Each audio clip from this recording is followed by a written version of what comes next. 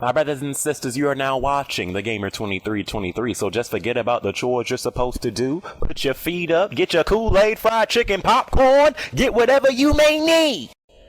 And I hope you enjoy the video.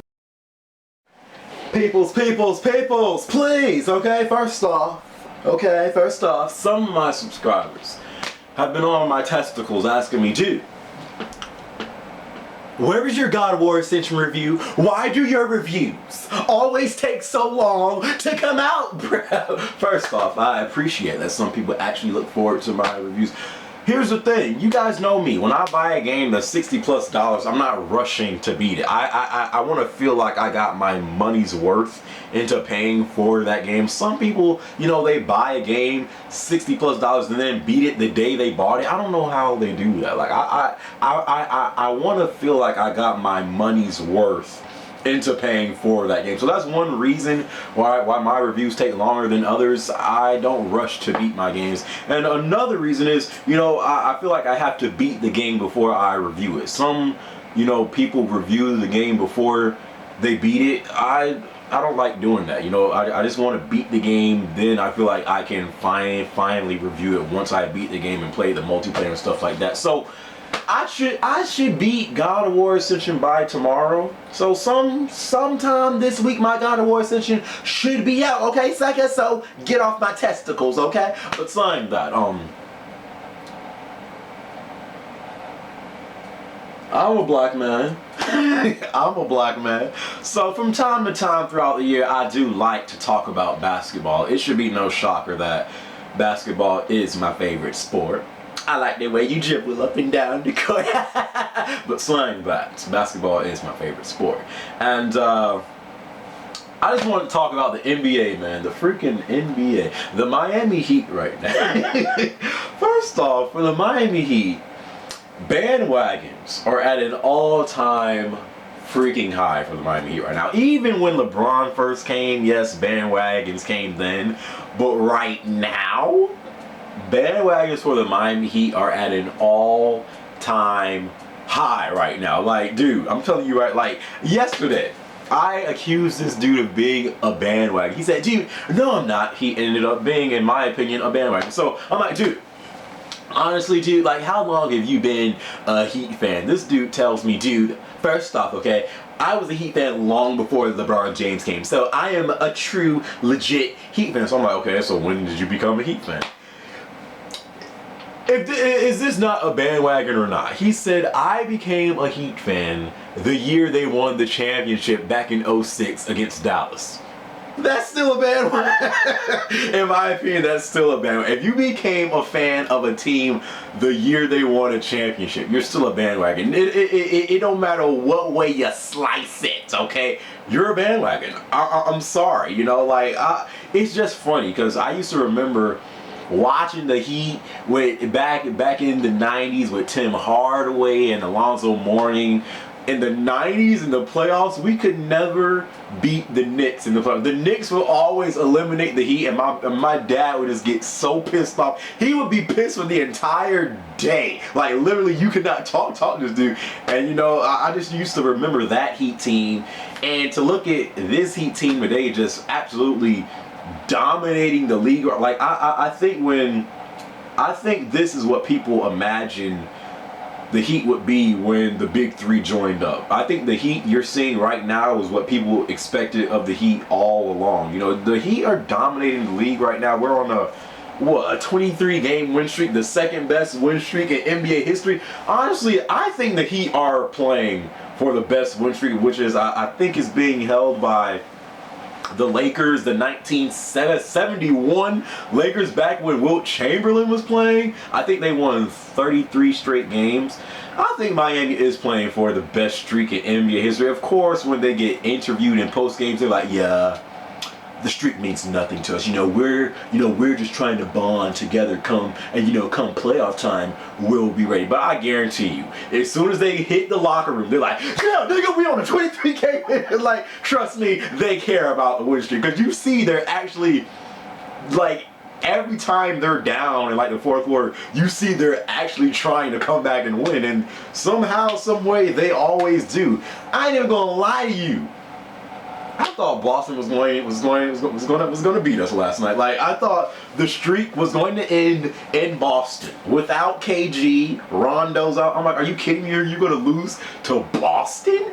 But dude, I'm telling you right now, people always count out Boston. Boston is one of the teams in the NBA that I really respect because they have a great coach in Doc Rivers, and they truly play as a team. Like that, Boston is one of those teams that they don't care about stats. They like play completely as a team, and you know when Boston is playing Miami, it is always going to be a good game. It don't matter who's out, it's going to be a good game. So to me, in the Eastern Conference, I still think Boston is, the biggest threat to the Heat in the East. It's just, I don't even know how the Heat came back in that game because I was watching. I came on break from work and I saw the first half, and Boston was looking like freaking dominant. Freaking Jeff Green looked like the second coming of Michael Jordan. I'm like, dude, we lost. Like the streak is done.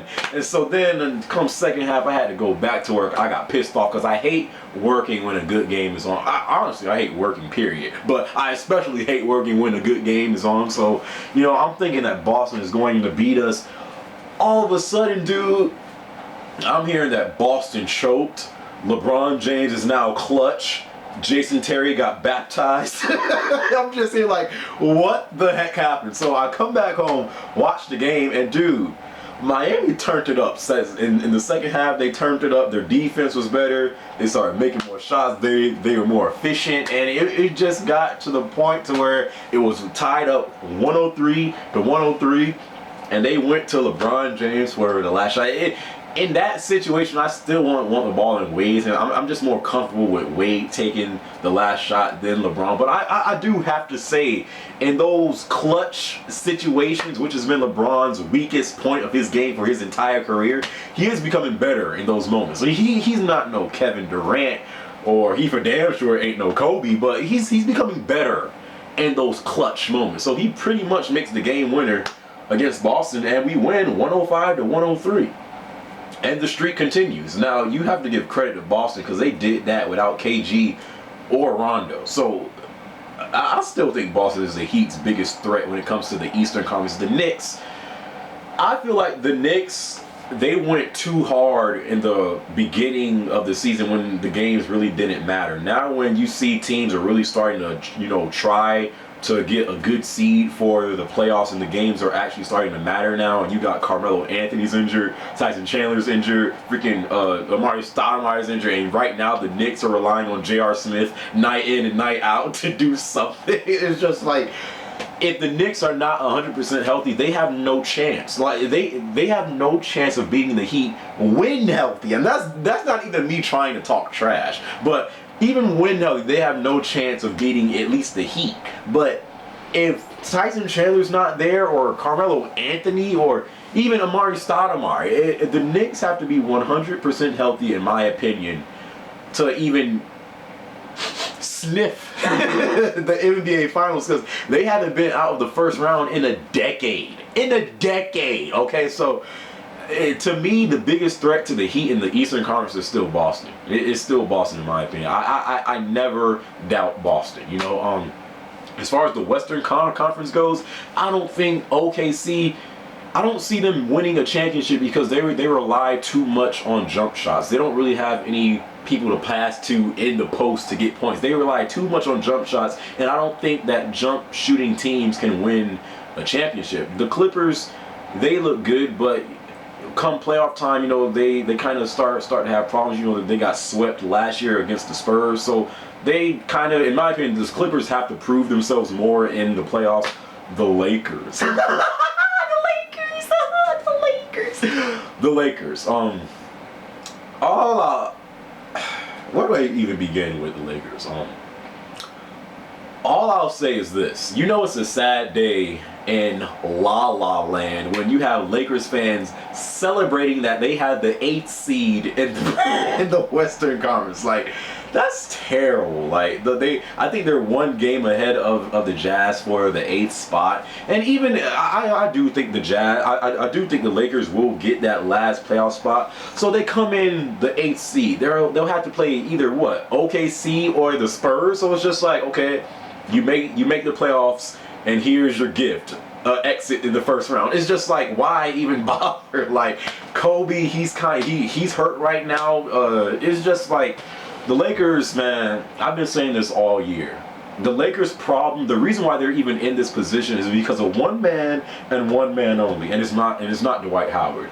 It is Mike No D'Antoni, the Lakers head coach. That dude doesn't know the definition of defense. I'm sorry. I'm telling you, the Lakers organization needs to drive down to Phil Jackson's house and be like, please, take this team. Because I'm telling you right now, if Phil Jackson was coaching the Lakers, they would be the best team in the NBA, in my opinion, you know. But so I just think that's their problem. Mike No D'Antoni, this dude, he's a great offensive-minded coach, but when it comes to defense, this dude don't know the definition of defense. And it's just like, you're not winning anything without defense. So freaking Kobe, aka Vino, he's injured, and it's just not really looking good for the Lakers. Even if they make the playoffs, it's a first round exit. So, but Boston, I think they're the biggest threat to the Heat in the Eastern Conference. A lot of people forget that we had to take Boston to 7 games last year. Boston would have beaten us last year if LeBron did not go ham in Game 6. A lot of people forget that Boston is no joke. So I still do think they're the biggest threat to the Heat in the Eastern Conference. The Knicks, they better get healthy real quick. I'm telling you that much. The Pacers, they're still a challenge, but I just don't. I would rather play the Pacers than Boston. That's all I'll say. The only team that I think the Heat will have problems, like true problems against facing, is the Spurs, because the Spurs have everything. They have a great coach, great bench, great players, leadership, freaking Tim Duncan, Tony Parker, Ginobili. They have clutch players, everything. They have everything you need to beat the Heat. That's the only team I can honestly say as a fan that I'm scared of playing, the Spurs. So, but saying that, you guys leave your thoughts or comments, the Heat right now, Boston, just leave your entire thoughts or comments on the whole NBA season right now, and saying that, catch you on my next video. Peace out.